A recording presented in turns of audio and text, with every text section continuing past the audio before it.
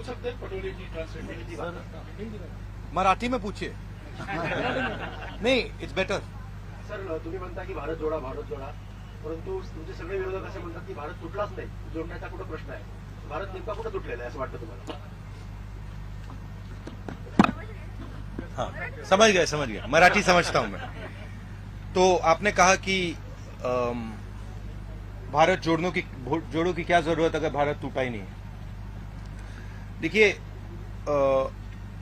भारत में पिछले 8 साल से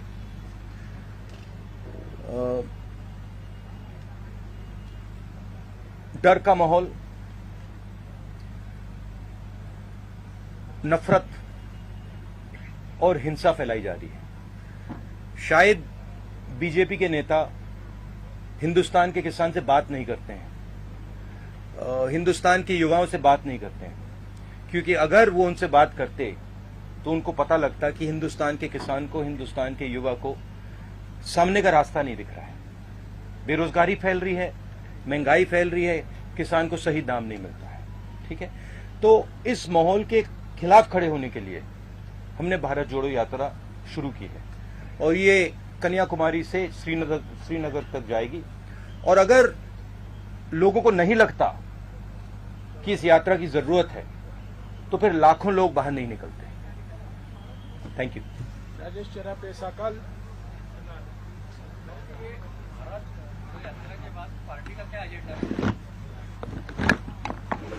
भैया, ये आपको कांग्रेस प्रेसिडेंट से पूछना पड़ेगा, खारगे जी से. He is now the president of the Congress party and he is the person who is going to give direction. मेरा लक्ष्य भारत जोड़ो यात्रा पर है. अब ये इसमें 2-3 महीने और लगेंगे, तो मेरा पूरा का पूरा फोकस इस यात्रा पे है और बहुत बहुत अच्छा लग रहा है मुझे, क्योंकि बहुत सीखने को मिल रहा है, बहुत लोगों से समझने को मिल रहा है और बहुत प्यार मिल रहा है. नीरज जावडेकर, महाराष्ट्र टाइम्स. नीरज जावडेकर, महाराष्ट्र टाइम्स.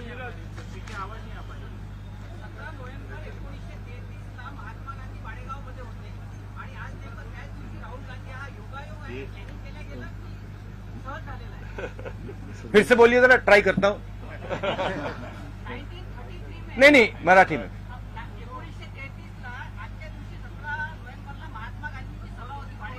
हाँ.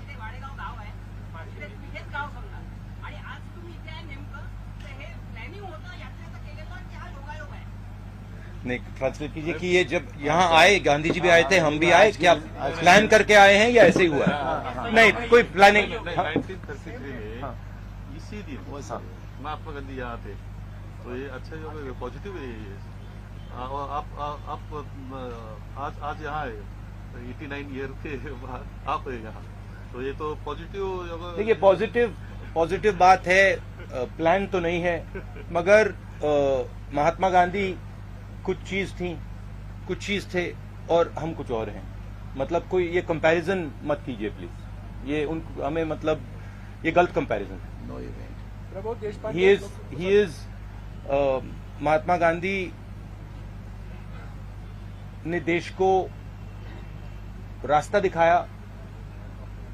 महात्मा गांधी ने अपनी पूरी जिंदगी देश के लिए लड़ने में लगा दी, तो कोई कंपैरिजन नहीं. प्रबोध देशपांडे, लोकमत समाचार.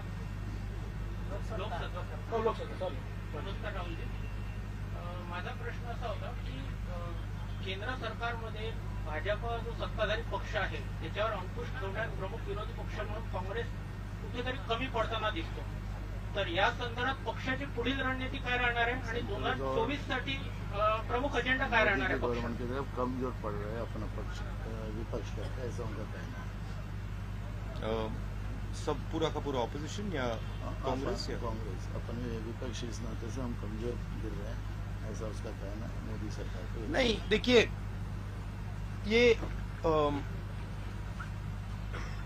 ये जो लड़ाई है, इसको सबसे पहले ठीक तरीके से समझना है. आमतौर से क्या होता है, लोकतंत्र में एक पॉलिटिकल पार्टी दूसरी पॉलिटिकल पार्टी से लड़ती है. और जो युद्ध का मैदान होता है उसको जो देश के इंस्टीट्यूशंस होते हैं वो उस युद्ध के मैदान में फेयरनेस क्रिएट करते हैं।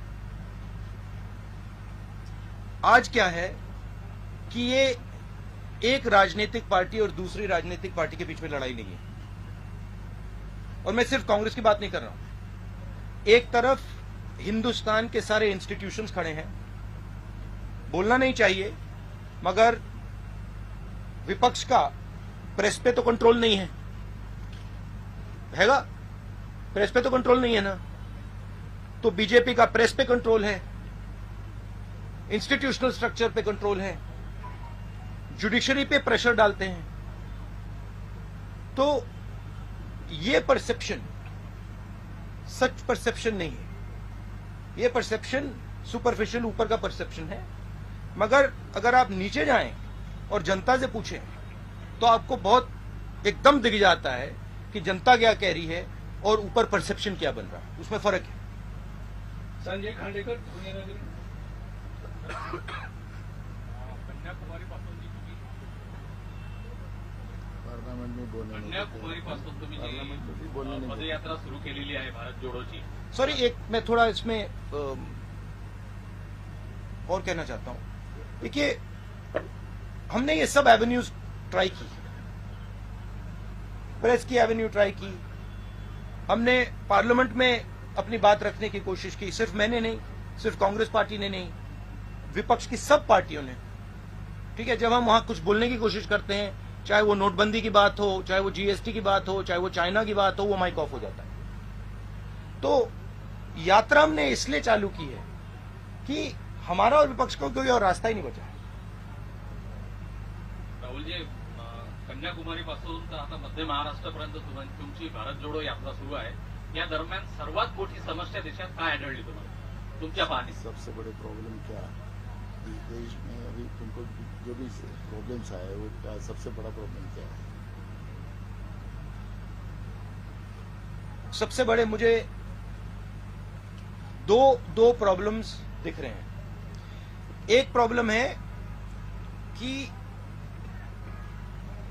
युवा को यह भरोसा नहीं है कि उसे रोजगार मिल सकता है, चाहे वो कुछ भी पढ़ ले, किसी भी यूनिवर्सिटी में चला जाए, सर्टिफिकेट मिल जाए, मगर वो आपको गारंटी करके ये नहीं कह सकता कि अगर मैंने इंजीनियरिंग की ट्रेनिंग की है तो मैं इंजीनियर बनूंगा या मजदूरी करूंगा।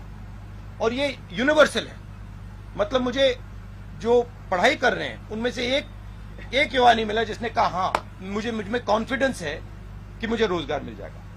तो ये पहला बड़ा मुद्दा है। उसको अगर आप थोड़ी गहराई से देखें तो उस युवा के माता पिता ने मेहनत करके उसे उसकी शिक्षा के लिए पैसा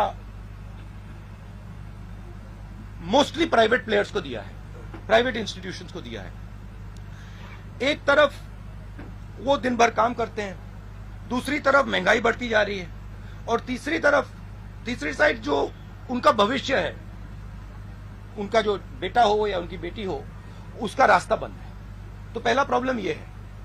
दूसरा प्रॉब्लम किसानों का प्रॉब्लम है, जो देश को भोजन देता है, जो प्रोडक्टिव एलिमेंट है हिंदुस्तान, उसको कोई सपोर्ट नहीं है, उसको कोई मदद नहीं है, उसको सही दाम नहीं मिलता। वो बीमा भरता है, उसको जब आंधी आती है, तूफान आता है, उसको मतलब पैसा नहीं मिलता, कर्जा माफ उसका कभी नहीं होता। तो ये दो बड़े मुद्दे, बड़े प्रॉब्लम्स दिख रहे हैं। और तीसरा जो है जुड़ा हुआ है कि सब लोग ये कहते हैं कि अगर शिक्षा में हमें पैसा देना पड़ रहा है, अस्पतालों के लिए हमें पैसा देना पड़ रहा है, मतलब सरकारी अस्पताल नहीं बचे, सरकारी स्कूल्स कॉलेजेस नहीं बचे। महाराष्ट्र में तो स्कूलों को बंद किया जा रहा है, 20 बच्चों से अगर कम है तो उनको बंद ही करा जा रहा है।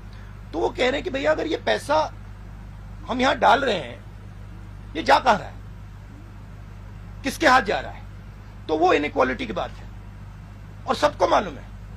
मैं किसानों से पूछता हूं, भैया एक बात बताओ, ये आपका सिलेंडर गैस सिलेंडर महंगा हुआ, पेट्रोल का दाम बढ़ा, आपके जेब में से पैसा जा रहा है, ये जा कहाँ रहा है?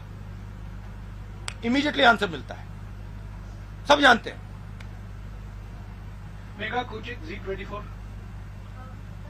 सावरकरांबाबत जे विधान तुम्ही केलं त्यानंतर महाराष्ट्रात राजकीय वातावरण आहे ते तापलेलं आहे. फडणवीस असं म्हणतायत की काँग्रेसला जनता धडा शिकवेल आणि उद्धव ठाकरेंनीही असं म्हटलेलं आहे. तुमच्या विधानाशी मी सहमत नाही. सावरकर के बारे में बोला ना, उद्धव ठाकरे बोलते मैं सहमत नहीं, और फडणवीस बोलता है कि हमें लोग जगह देते हैं। ये देखिए, ये मेरे लिए सबसे जरूरी डॉक्यूमेंट है। ये देखा आपने, दिख रहा है आपको? और इसमें आप देख लीजिए, ये सावरकर जी की चिट्ठी है जिसमें उन्होंने अंग्रेजों को लिखा है, और मैं पूरी चिट्ठी आपको पढ़नी होगी, देख लीजिए, मैंने हाईलाइट भी कर रखी है, मगर मैं सिर्फ आखिरी लाइन पढ़ना चाहता हूं। अंग्रेजी में लिखी है तो मैं अंग्रेजी में बोल देता हूं। I beg to remain sir your most obedient servant V.D. Savarkar. Hindi में ट्रांसलेशन कर देता हूं, सर मैं आपका नौकर रहना चाहता हूं। ये मैंने नहीं लिखा, ये सावरकर जी ने लिखा है। तो इसको आप पढ़ लीजिए, देख लीजिए, अगर फडणवीस जी देखना चाहते हैं इसको वो भी देख लें। तो मैं तो इसमें बहुत क्लियर हूं, सावरकर जी ने अंग्रेजों की मदद की थी। रश्मी पुराणिक सामजी. याच वाक्यावरनं आता शिंदे गटाच्या खासदारांनी असं म्हटलं की भारत जोडो यात्रा ही थांबवली पाहिजे महाराष्ट्रात आणि मनसेचे नेते तुमचा निषेध करण्यासाठी शेगावपर्यंत येणार आहे. भारत जोडो यात्रेला ये यात्रा को रोकना चाहिए, सावरकर के बारे में ऐसा बोला है, तो ऐसे गवर्नमेंट को उसने लेटर लिखा। किसने? सेवाड़े। सेवाड़े मतलब रोकने, यात्रा को रोकने के लिए। हाँ। रोक दीजिए, कोई प्रॉब्लम नहीं है, रोक दीजिए। देखिए, किसी का कोई विचार हो उसको रखना चाहिए, और अगर सरकार को लगे कि भारत जोड़ो यात्रा को रोक देना चाहिए तो रोकने की कोशिश कीजिए, करिए। गजानन उमाटे TV9. आपकी रैली देखिए तो उसमें घोषणाएं चलती है कि 2024 में प्रतिपक्ष का प्राइम मिनिस्टर पद का चेहरा राहुल गांधी है। क्या आप भी यही सोच रहे हैं कि 2024 में आप as a prime minister candidate opposition में? मैं ये आप डिस्ट्रैक्ट करने का बहुत अच्छा तरीका है। हमारा काम भारत जोड़ो यात्रा का काम है, हमें भारत को जोड़ना है। ये इस सवाल के बारे में हम सोच ही नहीं रहे। हम कन्याकुमारी से शुरू किए हैं, हम श्रीनगर तक जाएंगे और वहां पर हम तिरंगे को लहराएंगे। ये हम कर रहे हैं, ये हमारी तपस्या है, और हम और कुछ चीज के बारे में नहीं सोच रहे। मुस्कान मिर्जा आजकल. मेरा सवाल यह है कि हिमाचल प्रदेश में जब इलेक्शन हुए तो आपने 40 रैलीज की थी, और पिछली बार गुजरात में भी बहुत बड़ा कैंपेन आपने किया था, तो इस बार आपके इक्का दुक्का सिर्फ रैलीज है गुजरात में, ऐसे क्यों? क्योंकि जैसे मैंने अभी बोला, हमने सितंबर में भारत जोड़ो यात्रा शुरू की। हम इस यात्रा को श्रीनगर तक ले जा रहे हैं, और ये मेरा और हम जो इस यात्रा में शामिल हैं, हमारी तपस्या है, हमारा ये लक्ष्य है, और इसको हम पूरा करना चाहते हैं। जरूर अगर कांग्रेस प्रेसिडेंट हमें कहेंगे कि हमें गुजरात जाना है, हिमाचल जाना है, तो हम जाएंगे। अभिजीत करंडे ABP माझा. पिछले 5-6 साल से जो नेता जमीन पर नहीं दिखे थे वो अचानक से जमीन पर दिखना शुरू हो गई। आपकी यात्रा शुरू होने के बाद महाराष्ट्र में बहुत सारे नेता दिखे। राहुल गांधी तो निकल पड़े, उन्होंने एक प्रोग्राम दे दिया है पार्टी के लिए। क्या ये प्रोग्राम गांव देहात तक जाने के लिए, क्योंकि यात्रा तो कन्याकुमारी से कश्मीर जा रही है, बहुत सारे तबके तक नहीं जा रही है, तो क्या कांग्रेस का कोई प्लान है आगे वाला, जो ये यात्रा है हर आदमी तक, हर गांव तक, हर शहर तक, हर तबके तक, हर आदिवासी पाड़े तक जाए, और आपका विचार जो आप बोल रहे हैं वो पहुंचे वहां तक? यात्रा एक सोच है, एक काम करने का तरीका है, एक कह दो एक इमेजिनेशन है। यात्रा एक सफर भी है।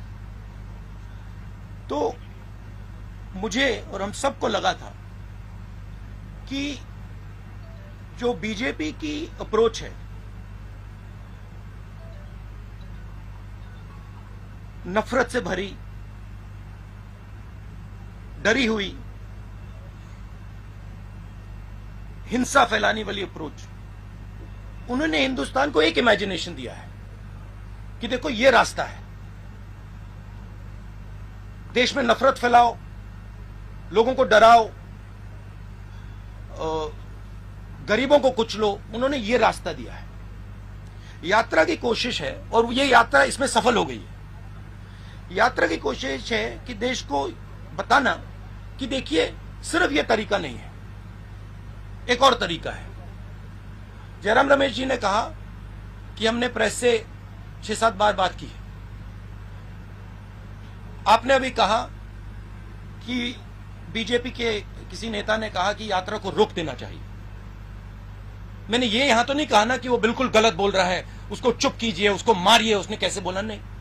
मैं कह रहा हूं देखिए वो उसकी राय है, अगर वो सोचता है उसको रखे, और अगर सरकार सोचती है कि इस यात्रा से देश को नुकसान हो रहा है तो रोक दो, कोई प्रॉब्लम नहीं है। ये काम करने का एक बिल्कुल अलग तरीका है, प्यार का तरीका, भाईचारे का तरीका, रिस्पेक्ट का तरीका। तो ये दो हमने विजन दिखाए हैं। अब यात्रा जो हमने रखी है, जो हमने की है, इसमें से पॉलिसीज भी निकलती हैं। अगर वो कहते हैं कि भैया देखो किसान को कुचल दो, किसान को सही एमएसपी मत दो, किसान को बीमा का पैसा नहीं मिलना चाहता, तो इस यात्रा के इमेजिनेशन से एक और तरीका निकलता है। किसान की बात सुनो, किसान से गले लगो, किसान की इज्जत करो। तो इससे पॉलिसीज भी निकलती हैं, इससे एक्शंस भी निकलते हैं। अब कांग्रेस के सब लोगों को लग रहा है हाँ भैया चलने में फायदा है, राजनीतिक फायदा है, लोगों से बातचीत होती है, सीखने को मिलता है, प्यार मिलता है, वजन भी कम हो जाता है। तो अलग अलग फायदे हैं, अलग अलग जो भी चाहता है वो फायदा ले सकता है। मगर मेन मैं बात यह कहना चाहता हूं, ये दो अलग इमेजिनेशन हैं। एक मैंने यहां पे आपको सावरकर जी की चिट्ठी दिखाई, एक वो इमेजिनेशन है, और एक आपने पहले गांधी जी की बात की, वो दूसरा इमेजिनेशन है। तो ये देश में इन दो इमेजिनेशन की लड़ाई है। सावरकर जैसे नहीं, no supplementary please, no supplementary please, no supplementary. Ravindra Ambedkar please सुनिए। नहीं देखिए, नहीं जयराम बोलिए। देखिए आप एक बात समझिए, ये मेरी राय है, ये मेरी राय है कि जब सावरकर जी ने ये चिट्ठी साइन की, गांधी जी, नेहरू जी, पटेल जी, ये सब सालों जेल में रहे, कोई चिट्ठी साइन नहीं की। मेरी थिंकिंग है कि जब सावरकर जी ने इस कागज पे साइन किया, उसका कारण क्या था? उसका कारण डर था। अगर वो डरते नहीं, वो इसको कभी नहीं साइन करते।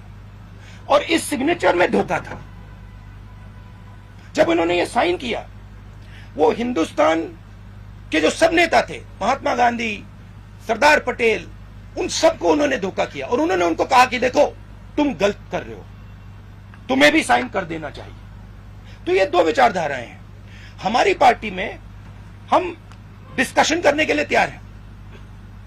अगर कोई सोचे कि नहीं भैया यात्रा को ऐसे चलाना चाहिए, हम प्यार से सुनते हैं, हम डिक्टेटर नहीं है यहां पे। मैं फिर से आपसे गुजारिश करूंगा, सप्लीमेंट्री मत पूछिए, क्योंकि और लोगों का टाइम घटेगा। Marathi news channel, digital news channel Ravindra Ambedkar, आप जिस विचारधारा का विरोध करते हैं, चुनाव आते ही आपके सारे विधायक उस विचारधारा के पार्टी में ज्वाइन हो जाते हैं। क्या आपकी इस भारत जोड़ो से इस समस्या का हल निकलेगा? और दूसरा है भारत जोड़ो। एक सवाल रविंद्र प्लीज, एक सवाल आपने पूछ लिया, उसका जवाब देने दीजिए। एक सवाल अभी मेरे साथ एक शिवसेना के एमएलए चल रहे थे, वो कह रहे थे 50 करोड़ रुपए उनको ऑफर किया था, वो नहीं गए, बहुत सारे और गए। तो देखिए एक प्रकार से ऑपोजिशन की सफाई भी हो रही है। जो भी करप्ट लोग हैं, जो 10 करोड़ के लिए, 15 करोड़ के लिए, 50 करोड़ के लिए बिक जाते हैं, वो बीजेपी में जा रहे हैं। अच्छी बात है। हिंदुस्तान में साफ सुथरे लोगों की कमी तो नहीं है, तो हमारे साथ आ जाएंगे। हमारे पास 12-13 मिनट का समय बाकी है। अब मैं हिंदी और अंग्रेजी मीडिया से सवाल लूंगा। अखिलेश मिश्रा नवभारत है क्या? पूछिए ना, आगे पूछिए। जब तक आगे आएंगे मैं अगले सवाल से पूछूंगा। संतोष गवाई, दैनिक भास्कर। तो माइक दीजिएगा, जल्दी जल्दी जल्दी। ये मैं आपको गिफ्ट दे देता हूं, और आप सबको कॉपी चाहिए तो सबको दिलवा देता हूं। संतोष गवाई, दैनिक भास्कर प्लीज। एक ये मोहन भगवत जी को भी भिजवा दीजिए। माइक लेंगे क्या? जल्दी दीजिए। हाँ, दैनिक भास्कर। सही बात है ना। देखिए सच्चाई है। राहुल जी सवाल लीजिए। हाँ, एक minute, coming back to you. विदर्भामध्ये शेतकऱ्यांच्या आत्महत्या प्रचंड होतात. हे 6 जिल्हे शेतकऱ्यांच्या आत्महत्येसाठी हे होते. आता पूर्ण देशभर शेतकऱ्यांच्या आत्महत्या होतात. त्यासाठी आपल्याकडे काही आपल्या लोकांचे ज्ञान आहे का शेतकरी आत्महत्या होते? मैंने हिंदी अखबार से सवाल पूछा किसान सोसाइटी के बारे में, और उसको रोकने के लिए आपके पास कुछ विजन है क्या? मराठी अखबारों के लोग हिंदी में पूछते हैं। उसको रोकने के लिए पता आपने विदर्भा बोला तो मैं विदर्भ के बारे में थोड़ा सा बोलना चाहता हूं। जब हम विदर्भ के बाउंड्री पे थे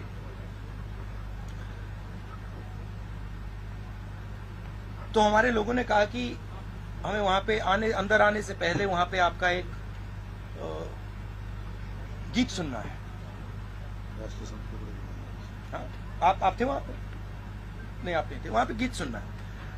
तो मैं वहां पे मैं गीत सुन रहा था और मेरे दिमाग में सवाल था उस टाइम जब वो गीत गा रहे थे। मुझे गीत बहुत अच्छा लगा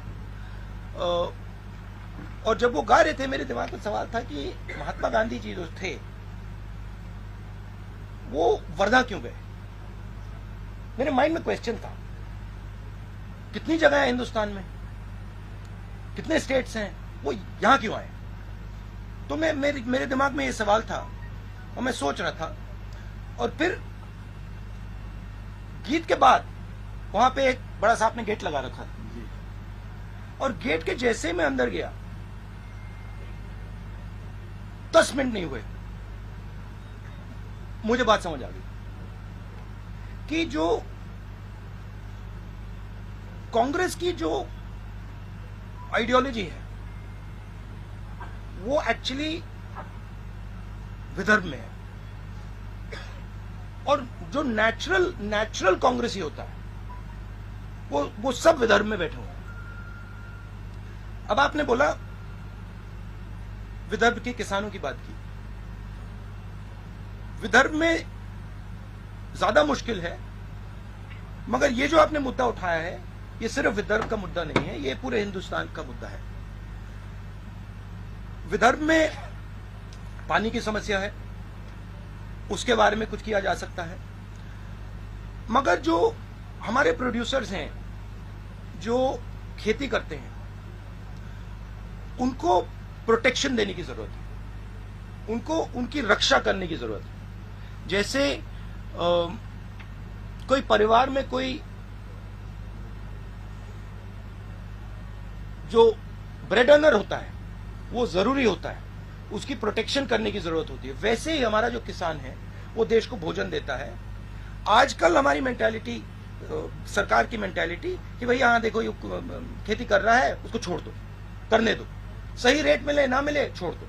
कर्ज माफी की जरूरत है, नहीं छोड़ो, ये एटीट्यूड बदलना पड़ेगा, उसको सेंटर में लाना पड़ेगा, कहना पड़ेगा कि नहीं, ये सबसे जरूरी चीज है, और ये देश को भोजन देते हैं, ये 24 घंटा काम करते हैं, और सरकार और देश का फर्ज बनता है कि वो इनकी रक्षा करे। अब रक्षा कैसे होगी? रक्षा उसको सही दाम देने से। हम न्याय योजना लाए थे, समझा दूं या आप जानते हो उसके बारे में? हर महीने हिंदुस्तान के सबसे गरीब लोगों को डायरेक्ट बैंक अकाउंट में पैसा, 72,000 रुपए साल के हर फैमिली को। तो उससे गरीब किसान के नीचे एक फ्लोर, फर्श बन जाएगा, उसके नीचे वो गिर ही नहीं पाएगा। तो नीचे आपने उसको मिनिमम पैसा दे दिया, कम से कम पैसा, और साइड से आपने उसकी रक्षा की। आपने उसको जब उसको कर्जे की जरूरत, जब उसके कर्जा ज्यादा हो जाए, आप सेंसिटिविटी से सुनो, आप उसकी बात समझो, जब उस पर प्रेशर आता है आप उस प्रेशर को रिलीज करो। तो ये सब काम बहुत आसानी से किया जा सकता है। हमने यूपीए की सरकार में ये काम किया था। और आप विदर्भ के किसान से पूछो, जब विदर्भ को दर्द हो रहा था, यूपीए ने एकदम यहां पे पैकेज दिया था। अखिलेश मिश्रा, नवभारत। राहुल जी, उत्तर प्रदेश में पार्टी आपकी बहुत कमजोर होती जा रही है, आपकी यात्रा उड़ान से क्यों नहीं जा रही है? ये जो यात्रा है ना, ये इसका लक्ष्य कन्याकुमारी से कश्मीर तक जाने का है। नहीं, आप चले गए, सवाल पूछ लिया। हाँ, जवाब नहीं चाहते क्या? हाँ, तो ये यात्रा कश्मीर तक जाएगी और कन्याकुमारी से ये शुरू हुई है। अब मुझे पता नहीं ये किसने बात बोल दी कि ये यात्रा उत्तर प्रदेश से नहीं निकलेगी। मुझे नहीं मालूम किसने बोला है, क्योंकि दिल्ली के बाद ये यात्रा उत्तर प्रदेश से निकलेगी। उत्तर प्रदेश से हरियाणा जाएगी, हरियाणा से पंजाब जाएगी, पंजाब से जम्मू जाएगी। तो पता नहीं ये मिस इन्फॉर्मेशन कौन फैला रहा है, मगर ये यात्रा यूपी में जाएगी। गजानन अवस्थी, लोकमत समाचार। एक मेरी एक्चुअली शिकायत है कि यूपी में थोड़ा और जाना चाहिए था, बट अगर हम थोड़ा और जाएंगे तो वो रास्ता फिर ज्यादा लंबा हो जाएगा। इसलिए हमने यूपी में शायद 2-3 डिस्ट्रिक्ट्स में हम जाएंगे, 3, 4, 5 दिन जाएंगे। मैं राहुल जी से निवेदन करूंगा कि उनके जवाब के कारण आप इसको 5 मिनट बढ़ा सकते हैं। हाँ, बढ़ा। ठीक है। गजानन अवस्थी, प्लीज, लोकमत समाचार। सर, राज्य की अभी की जो एक minute please, Gajanan Awasthi. Sir, राज्य की जो खस्ताहाल स्थिति है अभी महाराष्ट्र की, पद यात्रा का उस पर कुछ असर होगा क्या वर्तमान राज्य की स्थिति पर? नहीं, राज्य मतलब पॉलिटिकल, महाराष्ट्र के राज्य ये थी कि नहीं, पार्टी की स्थिति कमजोर नहीं है। महाराष्ट्र में कांग्रेस की विचारधारा, और ये मैंने जयराम रमेश जी से कहा, मैं आपको बताऊं सबसे अच्छा रिस्पांस महाराष्ट्र में मिला है। नेचुरल कांग्रेस है ये, और मुझे मतलब ये बात बहुत समझने को मिली है। ये यहां पे नेचुरल कांग्रेस है, मतलब ये डीएनए है कांग्रेस। तो यहां कांग्रेस पार्टी मजबूत, कमजोर बिल्कुल नहीं। ये तो देखिए, ये आप देखिए, फ्यूचर तो आप प्रेडिक्ट करते हो, मैं तो करता नहीं हूं, मगर असर जरूर पड़ेगा, पॉजिटिव असर पड़ेगा। राहुल जी, जब आपका यात्रा खत्म होगा कश्मीर में, तो आप क्या बदलाव देखते हैं भारत में, और कांग्रेस पार्टी को कैसा? एक सवाल अंग्रेजी मीडिया भी हिंदी में पूछ रही है। अच्छा, okay, how it will benefit Congress when you and your यात्रा इन Srinagar? Look, I'm not a soothsayer. I cannot predict the future. My job, you asked a question, let me answer the question. My job is to do what I see as my duty.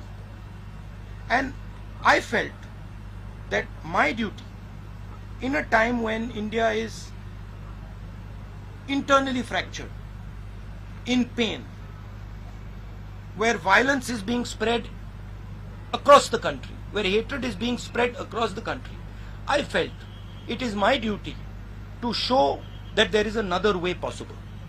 That there is a way possible where you are affectionate and loving to people, where you can disagree with them, where you can say, I actually don't like your views, but I can still go to you and say, I don't like your views, but I'm ready to listen to your views, and I'm not going to beat you because I'm more powerful. I'm not going to thrash you because I'm more powerful. So I thought it was my duty as an Indian citizen to place that on the table. And that is the idea of the Bharat Jodo Yatra. Now, please don't misunderstand. It is not only my duty, and it is not only I who is thinking this. Large number of Congress people feel the same thing. And millions of people, farmers, youngsters, men, women, feel the same thing. So I think it's a very powerful thing, the Yatra. And I think if people think about it with a little bit of depth, they will realize that the principles that we are putting across here are not just political principles. They are principles that you can use in your life. They are principles that you can use with your brother, with your sister, with people you are working with. A little respect will not weaken India. It will only strengthen India. A little bit of affection, a little bit of love will only strengthen India. But that's the idea. Now what happens after the Yatra? Let's see. अभिनय देशपांडे हिंदू देशपांडे हैं अभिनय देशपांडे नहीं है. I don't understand why people feel that hatred makes a country strong. I don't understand it. Right? I don't understand why people feel that being abusive, being nasty, being cruel makes a country strong. I think it makes a country weak. I think it is cowardice. And I think that's not what India is. I think India has shown the whole world. I remember I asked Nelson Mandela after he came out of jail 26 years. Right? I asked him, Mr. Mandela, you were in jail for so long, what gave you hope? He said, India's freedom struggle gave me hope. I said, what do you mean by that? He said, well, what Mahatma Gandhi taught. The fact that you should be compassionate even to your opponent. You should respect even your opponent. These are Indian values. They are the most powerful values. And in the world that we are facing today, with the United States and China and war here and there, this is the most powerful thing that we have. Why are we throwing it away? Rahul ji ने आपके साथ 40 minute गुजारे हैं. मैं राहुल जी से please 40 minute हो गए. Please मैंने पहले क्या कहा है. प्लीज नहीं बिल्कुल नहीं. आप एक ही ग्रुप के हैं. देखिए नियम मत तोड़िए. मैं राहुल जी से गुजारिश करूंगा, आखिर में महाराष्ट्र की जनता के लिए अगर वो कोई संदेशा देना चाहते हैं 2 मिनट बोल लें. नहीं, कोई सवाल नहीं.